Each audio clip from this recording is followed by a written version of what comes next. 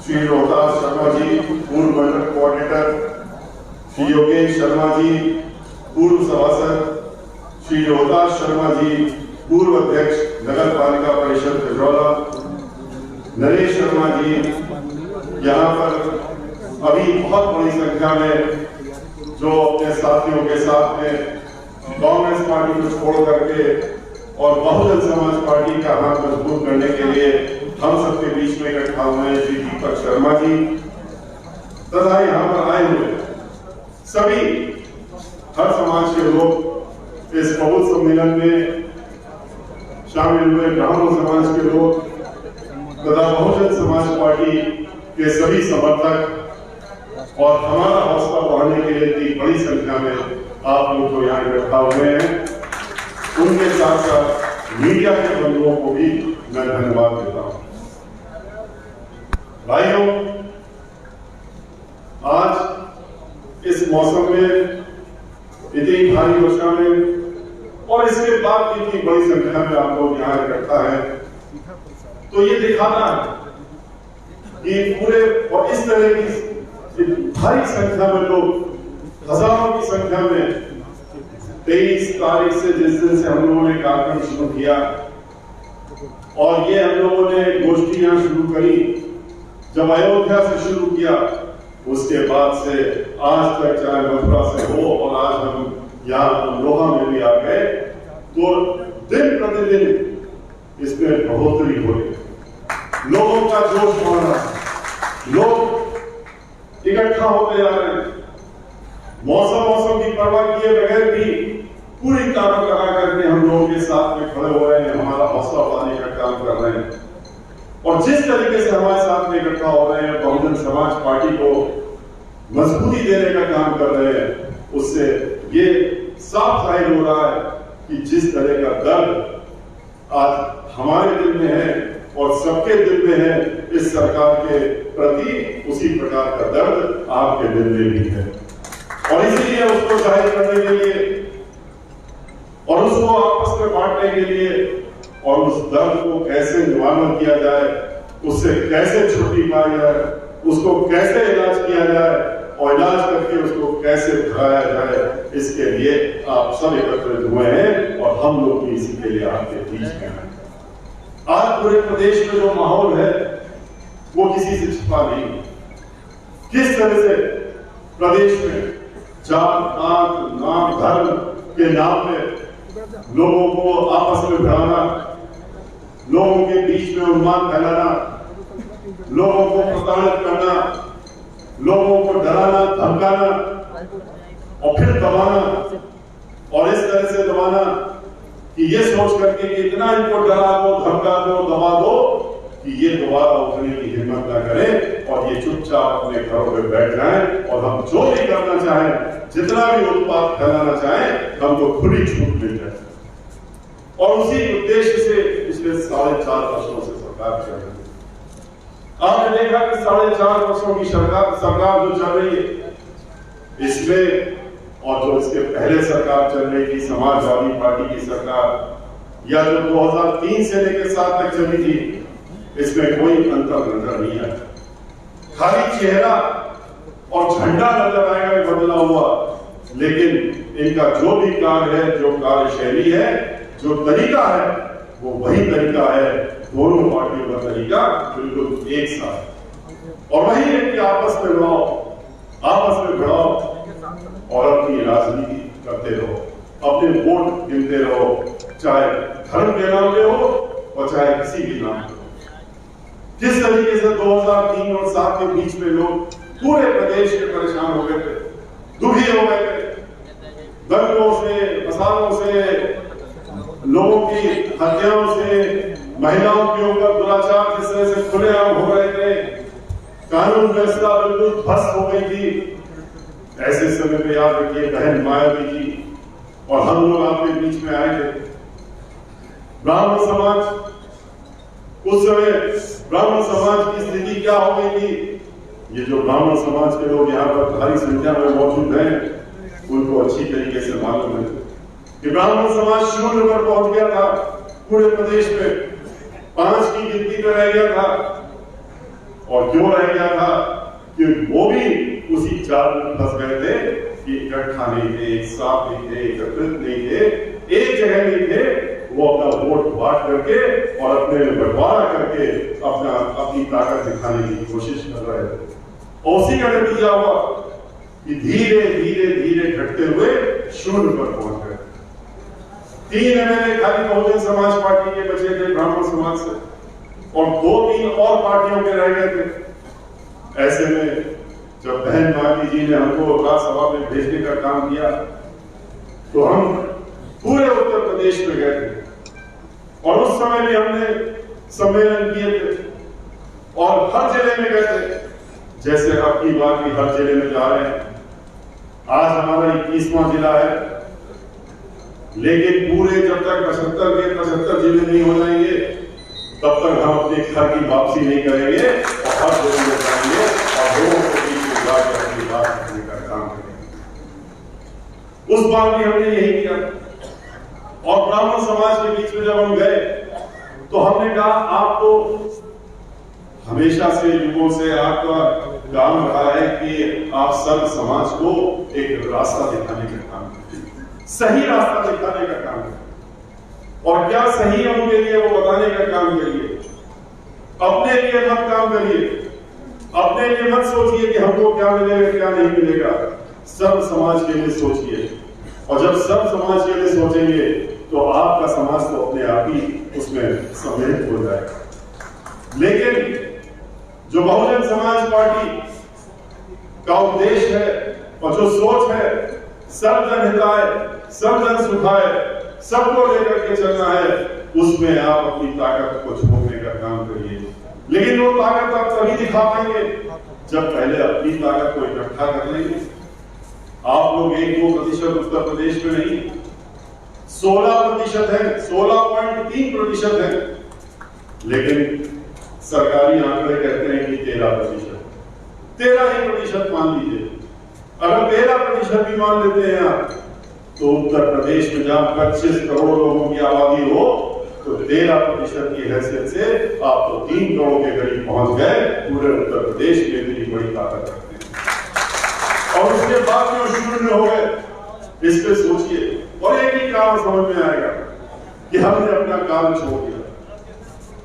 जो युगों से कहा जाता था कि ब्राह्मण समाज का तो काम है कि वो दीक्षा देने का काम करे, और दीक्षा देने के लिए अगर भिक्षा भी लेनी पड़े तो भिक्षा ले करके और भिक्षा देने का काम करे और समाज का काम करे।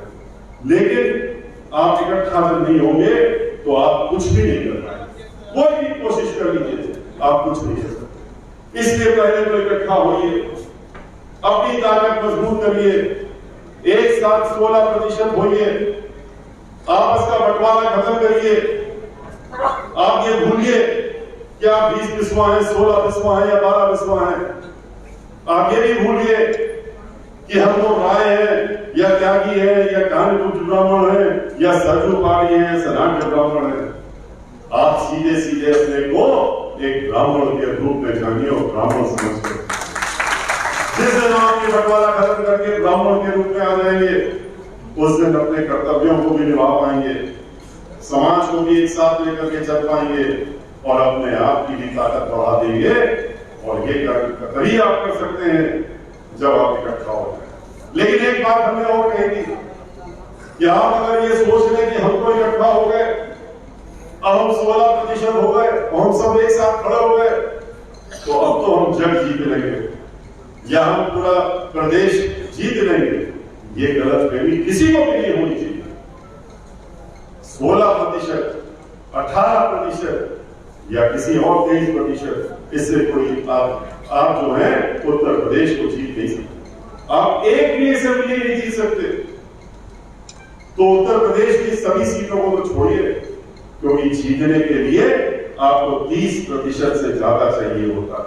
और 30% तो तभी हो पाएगा जब आप किसी और के साथ में जुड़ेंगे और औरों को अपने साथ जोड़ेंगे। और इसीलिए हमने कहा था भाईचारा बनाइए, भाईचारा बनाइए, जो बहुजन समाज पार्टी का मुख्य उद्देश्य है।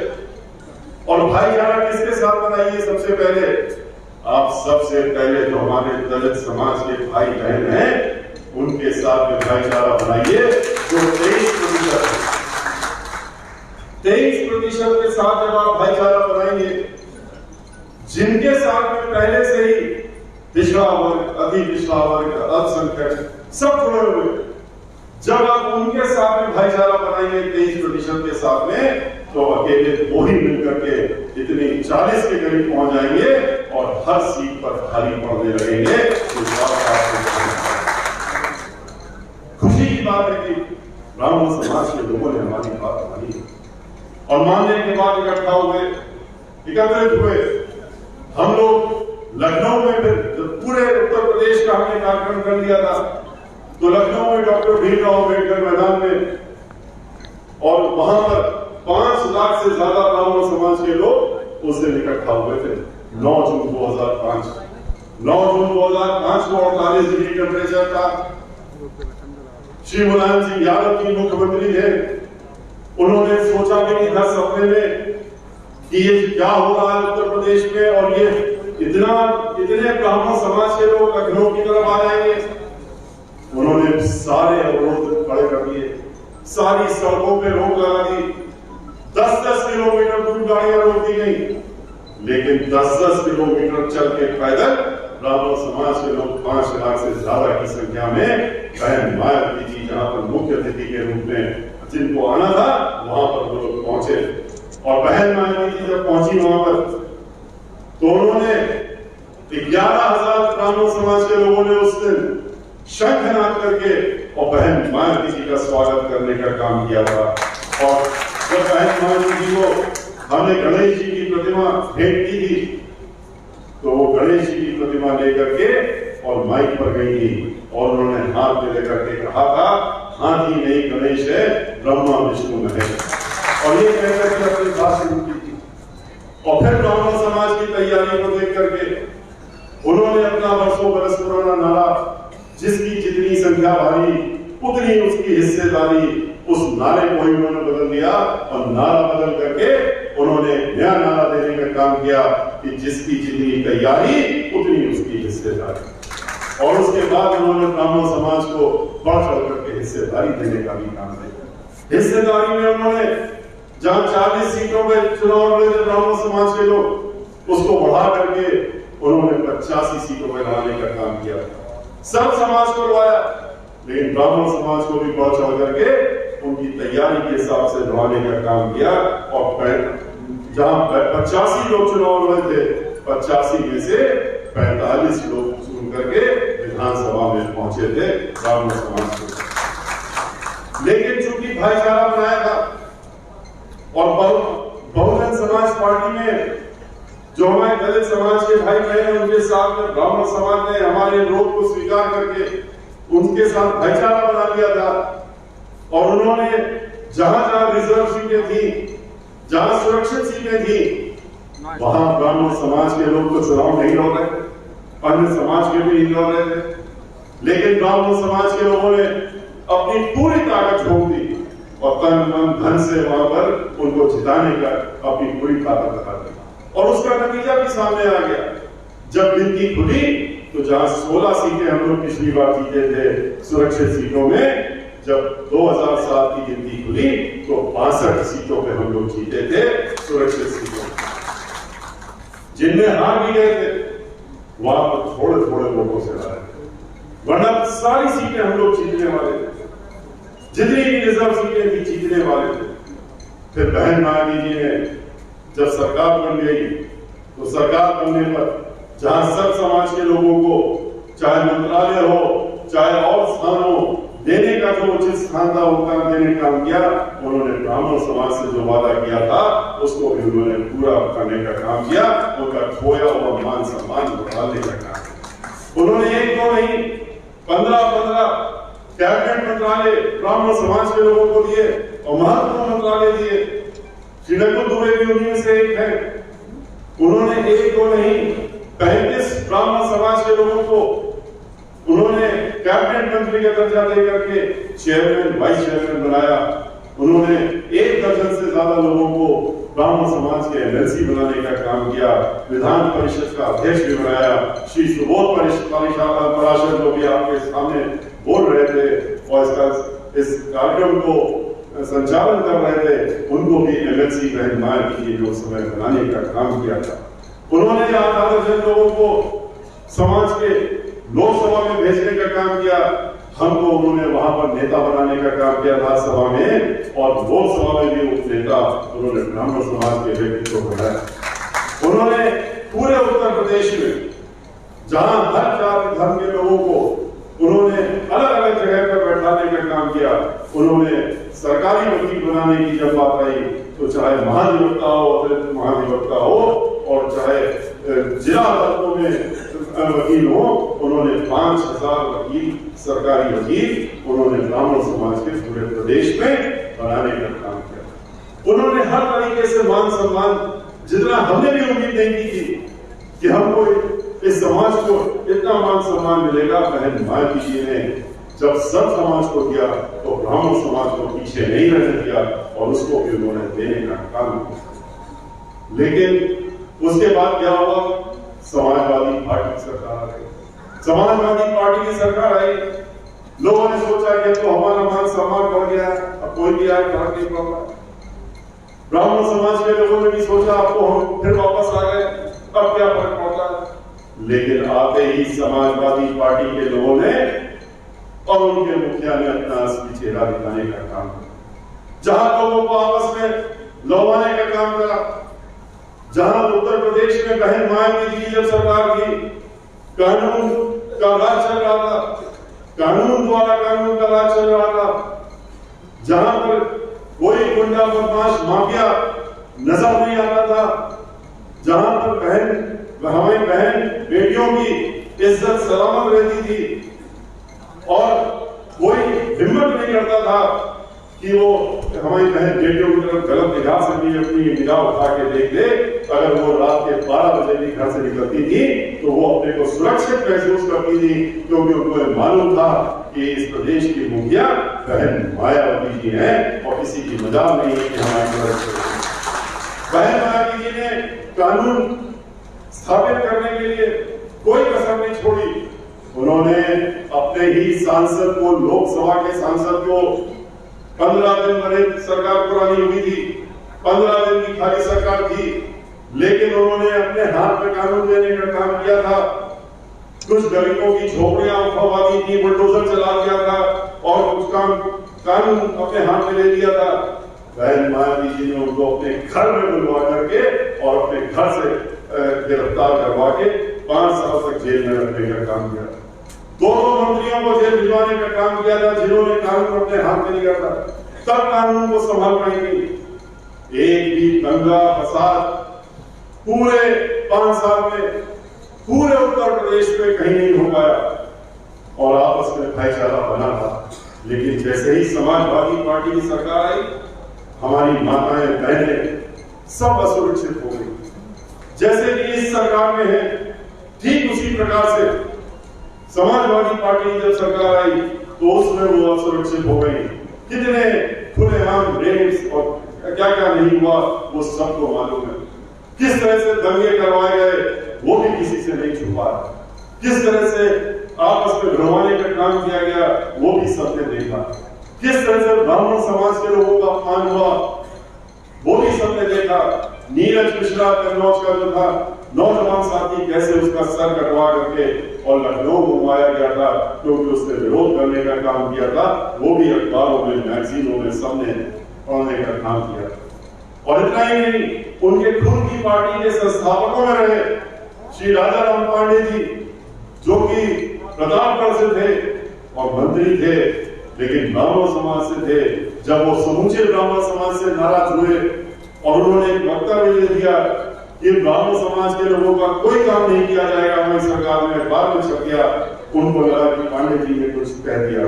उन्होंने उनको इतना बेइज्जत किया, इतना बेइज्जत किया, घर में बुला के उनको मंत्रालय से भी हटाया, उनका घर भी छीनने का काम किया कि जब वो घर पहुंचे अपने तो अपनी बेइज्जती को वो सह नहीं पाए और उसका नतीजा क्या हुआ कि उनकी मृत्यु हो गई, हार्ट अटैक हुआ और उनकी मृत्यु। ये वो सरकार थी। और उसके बाद कौन सा मंजर आया?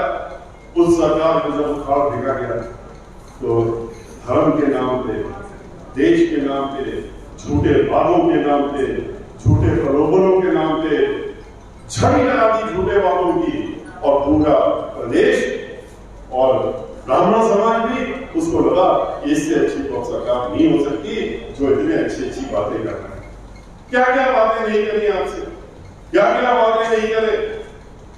एक तो हो झूठे वादे, जहां तो सैकड़ों की संख्या में वादे कर डाले और इस तरह के वादे किए कि लोगों को लगने लगा तो जन्नत मिल जाएगी हमको, और जन्नत मिल रही है तो हम इनको क्यों ना वोट देते हैं, इन्हीं को जिताने का काम करें, कानून का राज चलेगा, हमारे हर तरफ विकास की लहर दौड़ेगी और आपस में भाईचारा होगा।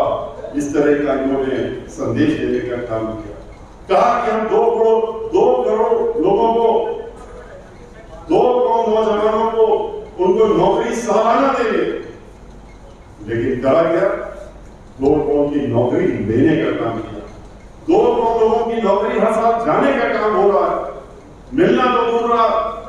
और जब आवाज उठाई नौजवानों ने, जिनको वादा किया था कि आपने तो बड़े खुले मंच से कहा था कि हम नौकरियां देंगे, हम लोग पढ़ लिख करके बैठे हुए हैं, डिग्री लिए हुए हैं, PhD होल्डर है, MPhil DPhil किए हुए हैं, तो हम कहां जाएं? तो उनसे कहते हैं कि अपना रोजगार कर लो। बोले कौन सा रोजगार करें? कहते हैं कि जाओ पकौड़े बेचने का काम करो। उनको कहते हैं कि आप पकौड़े बेचिए। पकौड़ा बेचना हम लोग नहीं कोई बुरा मानते, पकौड़े बेचने वाले और इस तरह के खोंचा ठेला और सब लगाने वाले हमारी पार्टी को, इन गरीबों की पार्टी है, उनके लिए दिन रात लगती रहती है, उनका उत्थान करने के लिए लगी रहती है। लेकिन आप पढ़े लिखे जो PhD होल्डर, जिसको आपने वादा किया था कि हम तो आपको नौकरियां देंगे, आपको तो हम यहाँ से लेके और पूरे देश और विदेश की नौकरियां दिलवाने का काम करेंगे, उनको आप क्या कह रहे हैं कि अब आप जाइए पकौड़ा बेचिए। पकौड़ा भी नहीं बेच सकते तो 250 रुपए का तो तेल हो गया, कहां से खरीदेंगे, कहां से पकौड़ा बनाएंगे? हर चीज तो आपने इतनी महंगी कर दी। लेकिन क्या है कि वादा, ऐसा वादा कि हर एक की जेब में 15 लाख आ जाएंगे। लोग इंतजार करते रहे, लोग अपने बैंक खातों को खुलवा करके, हर व्यक्ति ने बैंक खाता खुलवा लिया, गरीब से गरीब ने भी बैंक खाता खुलवा लिया। बैंक खाता खुलवाने में जो लोगों ने रुपया जमा किया वो अरबों में रुपया हो गया जो इनके पास चला गया, जिसको बाद में उन्होंने जब्त कर लिया ये कहते हुए कि आपने खाते को आगे नहीं चलाया तो ये रुपया हमारा हो गया, और कहा था कि आपके खाते में 15 लाख रुपए आ जाएंगे। कितने महीनों तक लोग धक्के खाते रहे, बैंकों में जा करके अपना खाता देखते रहे, देखो भैया 15 लाख रुपया आ गया हमारे खाते में, लेकिन इंतजारी करते रहे, कोई 15 लाख छोड़िए 15 रुपए भी नहीं आए। जब लोगों ने फिर आवाज उठाई तो कह दिया ये तो जुमला था। देश की नौकरियां क्यों गई? देश की नौकरियां इसलिए जा रही हैं क्योंकि ये तो देश ही बेचे दे रहे हैं। हम लोग बड़ी मुश्किलों से, हमारे सब पूर्वज लोग लड़ भिड़ करके आजादी लेकर के अंग्रेजों को, ईस्ट इंडिया कंपनी को भगा करके इस देश को आजाद किया। और लेकिन जो संपत्ति फिर आजादी के बाद यहाँ बनाई गई, जितनी भी संपत्ति बनाई गई वो पब्लिक के पैसे से बनाई गई, आप लोगों के पैसे से बनाई गई। चाहे वो जितने भी पब्लिक सेक्टर कॉर्पोरेशन हो, चाहे ONGC हो, ऑयल इंडिया कॉर्पोरेशन हो, HAL हो जहाँ हवाई जहाज बनते हैं, जितनी भी हो, चाहे रेलवे हो, चाहे बैंक हो जहाँ पर पैसा लोगों का रखा हुआ जहाँ से लूट करके ले जाते हैं, आज इन्होंने इन सारी चीजों को निजी हाथों में बेचने का काम किया और कहते हैं कि सब बेच रहे हैं एक करके।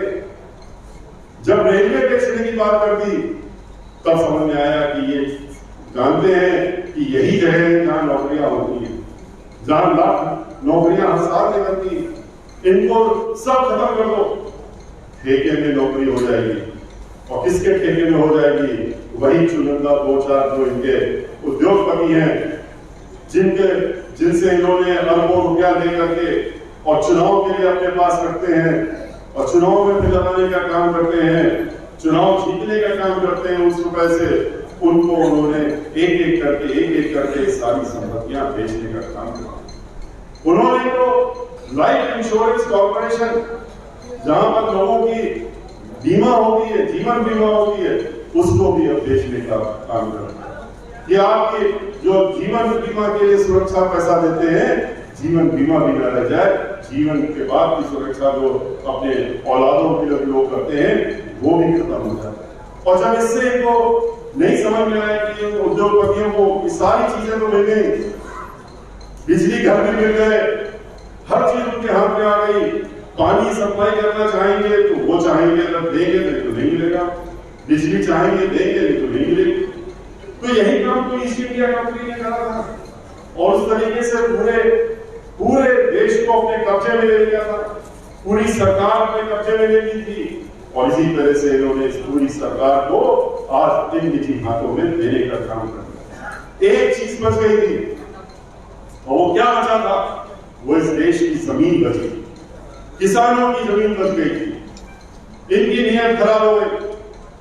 उन उद्योगपतियों ने इनसे कहा कि अब ये भी हमको दिला दो और इसके एवज में जो लेना चाहो ले लो। बड़ा सौदा हो गया, बहुत बड़ा सौदा हो गया और इन्होंने कहा ठीक है, ये जमीन भी तुमको देते हैं। और इसके लिए इन्होंने फिर जो 3 कानून जिनके लिए हमारे किसान भाई और हम लोग रोजाना आंदोलन कर रहे हैं पार्लियामेंट के अंदर भी और बाहर भी, उन 3 कानूनों को ये लेकर के आए और जबरदस्ती उनको पास कराने का काम। उन 3 कानूनों के अंदर इन्होंने क्या डाला? इन्होंने तो उसमें यही डाला कि हम ये गारंटी नहीं देंगे कि आपको न्यूनतम पैसा मिलेगा जो फसल का है। दूसरा ये कहा कि जो जमीन है वो अब आप अपनी खेती खुद नहीं करेंगे, इसको ठेके में देंगे खेती करने के लिए। और ठेकेदार जो होंगे वो बड़े बड़े उद्योगपति होंगे, उनके पास ही जमीन जाएगी, फिर वो आपको उपज का पैसा देंगे, आपको सालाना भी कुछ पैसा देंगे। लेकिन किसान इस बिल को समझ गए। इस दिन के पीछे क्या है कि 1 साल दोगे पैसा, 2 साल दोगे, फिर कहोगे बाढ़ आ गई, फिर कहोगे सूखा पड़ गया और अब फसल नहीं आई, अब उतना पैसा, आपकी फसल खराब थी, कोई ना कोई चीज दे करके उसमें मुकदमेबाजी शुरू कर देंगे और उसके बाद जमीन तो उनके कब्जे में हो चुकी होगी और किसान जो है बेचारा गरीब किसान वो अदालतों के धक्के खाता रहेगा और उसको कहीं कुछ न्याय मिलने वाला नहीं, उसकी जमीन भी हमेशा के लिए चली जाएगी। ये ऐसी सरकार है जिसने विकास के नाम पे खाली क्या किया है? विकास के नाम पे खाली अपना रोज एक पन्ने का अखबार में विज्ञापन चलता है। हमने इतनी नौकरियां दे दी, हम 4 लाख नौकरियां दे चुके हैं। लोगों ने पूछा वो कौन सी नौकरियां हैं, कहां है नौकरी? हर पेट्रोल पंप में लग गया, हर जगह लग गया 4 लाख नौकरी। फिर वो नौकरी बताने का काम नहीं किया, कहां गया? खाली विज्ञापन छप गया। 300 करोड़ रुपया महीने का खर्चा होता है विज्ञापन में, 300 करोड़ रुपया। यही 300 करोड़ रुपया अगर विज्ञापन में लगा करके ये लोगों के जीविका के लिए लगा दें, स्कूलों में लगा दें, पढ़ाने के लिए लगा दें, दवाई के लिए लगा दें, इलाज के लिए लगा दें, तो और किसानों के ऊपर लगा दें, तो सब तरफ कुछ न कुछ लोगों को मिल जाए। लेकिन वो नियत नहीं है। चाहते हैं कि लोग भूखों रहे, आत्महत्या करने के लिए मजबूर हो। जब मजबूरी में रहेंगे तो मेरे पीछे पीछे आएंगे और जो भी हम टुकड़े डाल देंगे वो उसके पीछे दौड़ पड़ेंगे कि चलो ये तो हमको मिल रहा है, कम से कम यही है। देख तो रहे किस तरह से गैस के सिलेंडर की बात की थी इन्होंने। 200 रुपए का सिलेंडर सब्सिडी की बात करते थे, 200 रुपए का सिलेंडर 1200 पहुंच गया, 1300 पहुंच रहा है। पेट्रोल जो 60 रुपए का था वो कहां पहुंच गया, डीजल कहां पहुंच गया, 110 और 100 रुपए पहुंच गया। जब डीजल और पेट्रोल के दाम बढ़ते हैं तो हर चीज की महंगाई तो अपने आप ही बढ़ जाती है। महंगाई सारी चरम सीमाएं पार कर चुकी है। आज हर तरफ लोग परेशान हैं, खाली महंगाई से नहीं, लोग कानून व्यवस्था से परेशान हैं। किस तरह की कानून व्यवस्था उत्तर प्रदेश में चल रही है आपने खुद देखा। आज ब्राह्मण समाज इनके खिलाफ क्यों खड़ा हुआ है? आज क्यों 2007 में और 5 में जब हम ब्राह्मण समाज के बीच में निकले थे और जिस उत्साह के साथ में वो हमारे साथ में खड़ा हुआ था, उससे आज 5 गुना ब्राह्मण समाज पूरे प्रदेश में क्यों निकल के आ रहा है, खड़ा हो रहा है? क्योंकि वो देख रहा है किस तरीके से प्रदेश में ये उत्पीड़न कर रहे हैं, और उसमें भी खास तौर से कैसे छांट करके ये ब्राह्मण समाज और दलित समाज के ऊपर खास तौर से ये प्रहार करने का काम कर रहे हैं। ये भी लोग देखने का काम कर रहे हैं। आज समूचे उत्तर प्रदेश में सैकड़ों की संख्या में 4.5 साल में ब्राह्मण समाज के बड़े बड़े लोगों की जो मजबूत किस्म के लोग थे, अपने समाज में काम करते थे, उनको चुन करके उनकी हत्याएं हो गई, या उनको गोलियों से मार दिया गया, या उनका इनकाउंटर कर दिया गया। एक को इनकाउंटर नहीं, कितने इनकाउंटर कर दिए गए। कमलेश तिवारी जो पूरा एक अपना संस्था चलाते थे, किस तरीके से उनको गोलियों से भून दिया गया। किस तरह से विवेक तिवारी जो लखनऊ में एक एप्पल कंपनी में काम करता था, और सिर्फ उसके अंदर क्या खराबी थी, ब्राह्मण समाज से था। उसकी गाड़ी रोकी, उसका नाम पूछा क्या नाम है, क्योंकि पूरे ब्राह्मण समाज को उत्तर प्रदेश में अचानक कानपुर के बाद पकड़ करके ये तय हुआ कि मारने का काम करो और इनको निपटाने का काम करो। जो भी मजबूत किस्म का नजर आए, गाड़ी में नजर आए तो उसको भी पकड़ो। उसको रोका, उसने अपना नाम बताया विवेक तिवारी, गोली मार दी, वहीं पर मर गया। हम उसके घर गए, उसकी पत्नी, उसके छोटे छोटे बच्चों, उनकी हालत देखी, और क्या दोष था। वो कह रहे थे कि हमारे किसी से कोई लेना देना नहीं, सिर्फ इतना जुर्म है कि हम ब्राह्मण समाज के, इसलिए मार दिया गया। किस तरीके से रायबरेली में 5 ब्राह्मण समाज के लोग, जैसे ही इनकी सरकार आई थी, उसी समय इन्होंने घंटी बजा दी थी कि ब्राह्मण समाज के लोग समझ लो कि हम तुम्हारे कितने विरोध में हैं। 5 लोगों को, नौजवान लोगों को उन्होंने मारने का काम किया, जलाने का काम किया, जला के उनकी झोपड़ियां भी जला दी, और उनके मंत्री अपनी पीठ ठोकते रहे, कहते रहे कि ये तो दुर्दान अपराधी थे, इनको सही मान दिया गया, और ये लोग ऐसे ही हैं। हम गए जब वहां पर रायबरेली में उनके घर, उस गांव में, तो अपराधी थे अगर बहुत बड़े, घर में कुछ तो मिलता, 10 फीट की झोपड़ी थी, उस 10 फीट की 5 झोपड़ियों में आसपास वो रहते थे, एक ही गांव के लोग थे वो, और उनकी झोपड़ी में कुछ भी नहीं था, झोपड़ी भी नहीं छोड़ी, वो भी जला। किस तरह से झांसी में 5 लोगों को, ब्राह्मण समाज के लोगों को मरवा दिया। किस तरीके से इंदु प्रकाश त्रिपाठी महोबा में, वो अपनी गाड़ी, बहुत व्यापारी थे, और व्यापारी उनसे वसूली करी जा रही थी कि आप ब्राह्मण समाज के हो, आपको बड़े पैसे वाले हो, आपको रोज इतना पैसा देना पड़ेगा, सरकार ने कहा है कि आप जमा करा दो थाने में। नहीं दिया, नियत कुछ और थी कि उनको घेर के मारना। उनकी गाड़ी रोकी और गाड़ी रोक के उनको मारने का काम किया। पहले कह दिया कि आप हत्या की, जब खुलासा हो गया कि आप हत्या नहीं, ये तो हत्या है, और वो भी अधिकारी के द्वारा की गई है, तो अधिकारी से कहा कि अब तुम तुरंत जो है प्रदेश छोड़ करके कहीं बाहर चले जाओ, और चिंता नहीं करो, हम तुम्हारी देख रेख करते रहेंगे। लेकिन प्रदेश में अभी नहीं आता, 8 साल भर से ज्यादा हो गया, लेकिन वो अधिकारी अभी तुमको नहीं मिल पाया, ढूंढ पाया। कानपुर में बिक्रू कांड में आपने सभी ने देखा किस तरीके से आपने, एक व्यक्ति ने अपराध किया, अपराध करने के बाद में आपने उसको पकड़ के ला रहे थे, अचानक गाड़ी फिसलती है, और फिसलने के बाद वो निकलता है, कहते हैं वो भाग रहा था, गोली मार, ना कोई न्याय, ना कोई मुकदमा, ना कुछ, सीधे गोली मार। उसको तो मारी आपने। उसके बाद 16 साल का, 17 साल का लड़का जो कि हरियाणा में था उस दिन, इन्हें भी, ये भी उनका रिश्तेदार है, उसको वहां से हरियाणा से उठा के ला करके और उसको इटावा के पास में उसकी भी गाड़ी फिसल जाती है, और उसको भी गोली मार दिया। तीसरे को गोली मारी। कितनी आपने उस नाम से हत्याएं कर दी?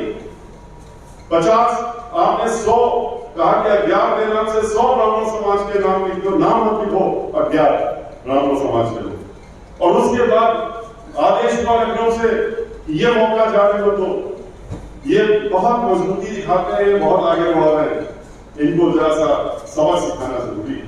और इसलिए पूरे कानपुर के इर्द गिर्द के जितने भी क्षेत्र हैं, चाहे वो फरुखाबाद हो, कन्नौज हो, इटावा हो, औरैया हो, उन्नाव हो, कानपुर हो, जहां जहां पर भी ब्राह्मण समाज से जो भी मजबूत किस्म के लोग हैं उनकी लिस्ट में नाम जोड़ते जाओ और उनको उठवाते जाओ और इतनी दफाएं लगा दो बंद करते समय कि अगले 15-20 साल तक निकलने न पाए।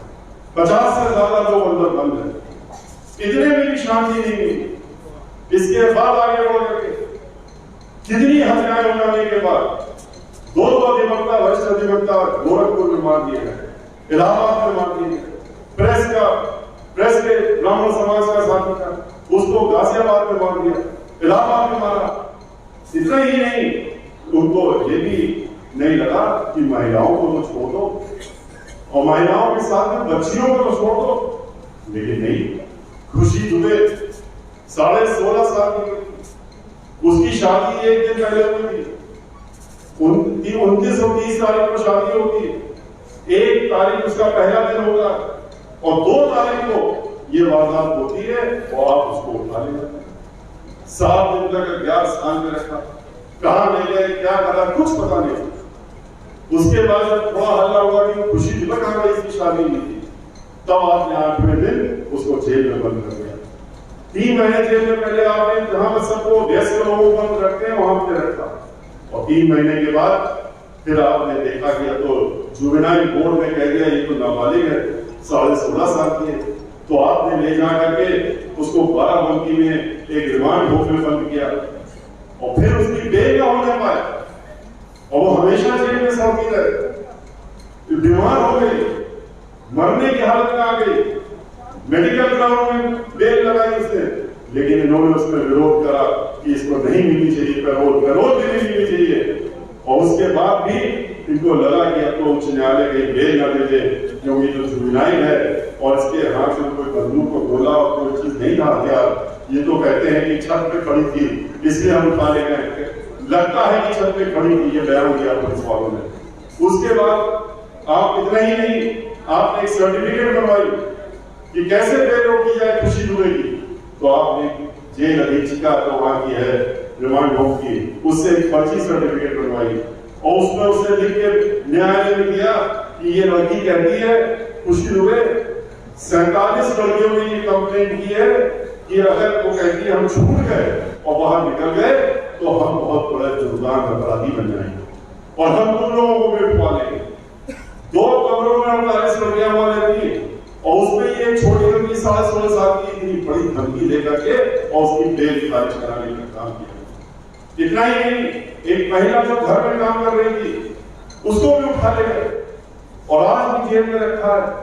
जितनी आईपीसी में दरखास्त धाराएं हो सकती हैं 302 से लेकर नीचे तक सब लगा दी, जैसे खुशी दुबे के ऊपर लगाई और उतना ही नहीं उसको ले जाए, उसके साथ में उसकी 6 साल की लड़की और 3 साल के बच्चे को भी जेल में ले जाके और रखा हुआ और उसको उसके साथ में रखा।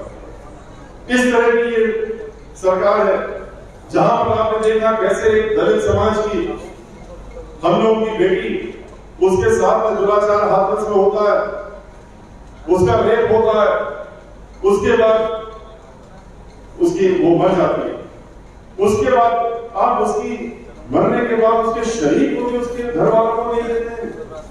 कैसी निर्दयी सरकार कहती है कि नहीं, कहते हैं कि नहीं।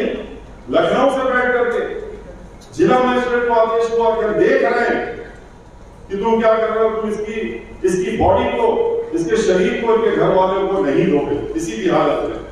मीडिया वालों को 1 किलोमीटर तक दबा दबा के डंडों से दबाया, घर वालों को घर में कैद कर दिया, कर्फ्यू लगा दिया, रात में 2 बजे मिट्टी का तेल डाल करके उसके शरीर को जलाने का काम किया। ये ऐसी सरकार जहां पर ये हर 2 घंटे में जो रिपोर्ट है एनसीआर की, हर 2 घंटे में एक महिला का रेप उत्तर प्रदेश में होता है। ऐसी सरकार नहीं, यहां पर विकास के नाम पे आपको कुछ नहीं दिखेगा। वैसा तो कुछ दिखेगा ही नहीं जैसा बहन मायावती जी की सरकार में विकास दिखागा आपको। चाहे वो एक्सप्रेस हो वे हो, चाहे वो 23 नए जिले बनाने की बात हो। जब नए जिले बनते हैं तो वहां पर सब चीजें बनाई जाती हैं, जिले में हर चीज बनती है। 23 जिले उत्तर प्रदेश में बहन मायावती जी ने दिए। 1/4 जिले बहन मायावती जी के बनाए हुए, 1/4 से ज्यादा 1/3 जिले बहन मायावती जी के नए उत्तर प्रदेश में बनाए, जिसका सृजन किया उन्होंने और पूर्ण उसका हर तरीके से समग्र विकास करके जितनी भी जरूरतें थी होती उसकी उन्होंने बनाने का काम किया। 29,000 उन्होंने अम्बेडकर ग्राम जो थे उनको समग्र विकास करने का काम किया। 28,000 उन्होंने जो बेसिक स्कूल होते हैं, प्राइमरी स्कूल होते हैं, वो उत्तर प्रदेश में बनाने का काम किया। 5,000 उन्होंने जो प्राइमरी स्कूल के ऊपर के स्कूल होते हैं और हाई स्कूल होते हैं उनको उन्होंने 5,000 करोड़ को बनाने का काम किया। 6 इंटरनेशनल अंतरराष्ट्रीय लेवल की उन्होंने यूनिवर्सिटी बनाने का काम किया, जिसमें कि एक विकलांगों की अपने आप में अकेली एक यूनिवर्सिटी डॉक्टर शोभा मिश्रा के नाम से लखनऊ में बनाया और पहली उन्होंने अरबी फारसी यूनिवर्सिटी भी उत्तर प्रदेश की लखनऊ में बनाने का काम किया। उन्होंने पूरे प्रदेश में विकास के नाम पे उन्होंने हर तरफ जो भी क्षेत्र हो, बिजली जहां 6,000 मेगावाट की बिजली होती थी, हर 2 घंटे में बिजली चली जाती थी, 13,000 मेगावाट पहुंचाने का काम किया था। 8 से 10 उन्होंने नए प्लांट लगा करके और उन्होंने बिजली को बढ़ाने का, उत्पादन बढ़ाने का काम किया था। उन्होंने पूरे प्रदेश में जो विकास दर था पूरे देश में विदेश में भी खत्म हो गया था, उन्होंने यहाँ पर 5% से बढ़ा करके 7.5% बढ़ा करके उत्तर प्रदेश को विकास के रास्ते में लाने का काम किया था।